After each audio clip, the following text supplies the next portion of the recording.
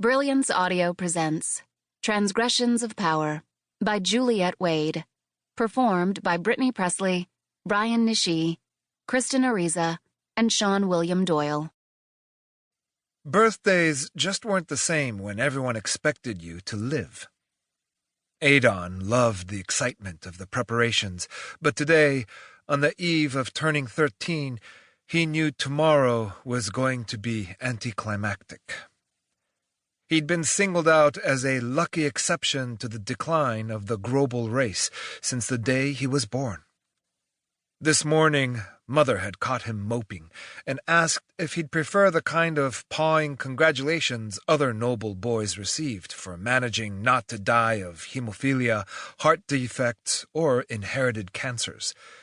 He shuddered at the thought, yet the fact remained, he just wasn't like most people.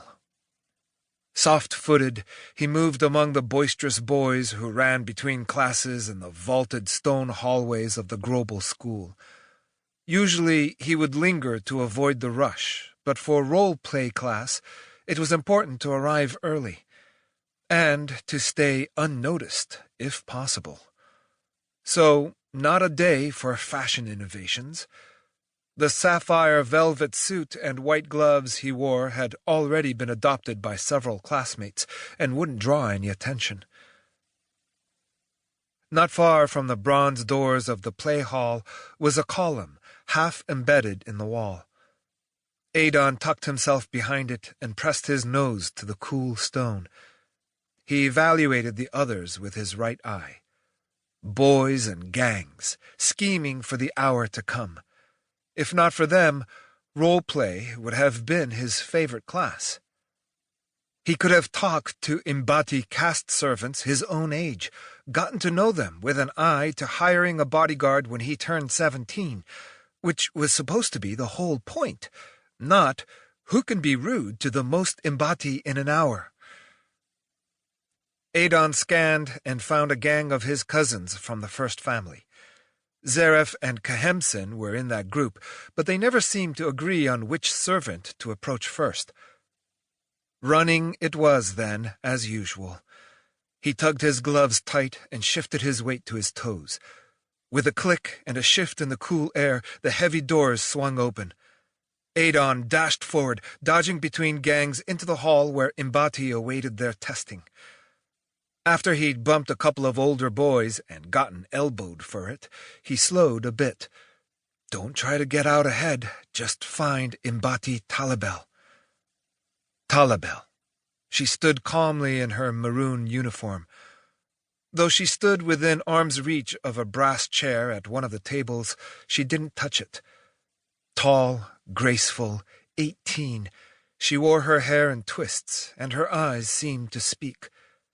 Adon wished he could erase the small Imbati caste mark of black paint between her eyebrows, so he could see her whole face just once.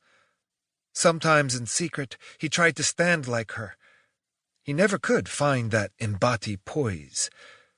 Just as he drew close, Venmer of the 8th family veered off another nearby servant and tried to beat him to Talabel.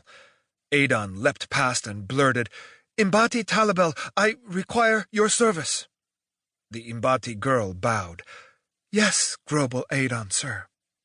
"Adon, you took my servant," Venmer drawled behind him. He didn't want to answer. He wanted to talk to Talabel. He glanced up at her.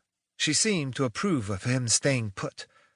"Adon," Venmer said, louder this time, "give her to me." He shook his head no. "Your mother's a muckwalker. She brings fever-carrying lowers to contaminate our air." Lies. Adon's cheeks burned, but he said nothing. "Tunnel hound!" Venmer shoved his shoulder hard enough that Adon stumbled forward by a step.